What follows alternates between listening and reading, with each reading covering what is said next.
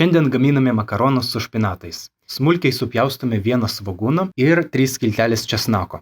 Kepimui naudojame kokybišką ekstra tyrą alyvuogių aliejų. Svogūną apkepame iki auksinės spalvos, tada suberiame česnaką ir pakepame dar minutėlę. Įdedame 1 arbatinį šaukštą medaus ir palaukime, kol ištirps. Tada supilame baltojo vyno, išspaudžiame truputį citrinos sulčių ir laukiame, kol alkoholis išgaruos. Apie 3 minutės. Į keptuvę supilame grietinėlę, permaišome, tada sudedame špinatus, vėl permaišome ir laukiame, kol jie suminkštės ir patamsės. Kol špinatai troškinasi, galime išvirti makaronus. 1 litrui vandens dedame 1 arbatinį šaukštelį druskos. Kai vanduo užverda, sudedame makaronus ir dažnai pamaišome, kad nepriliptų.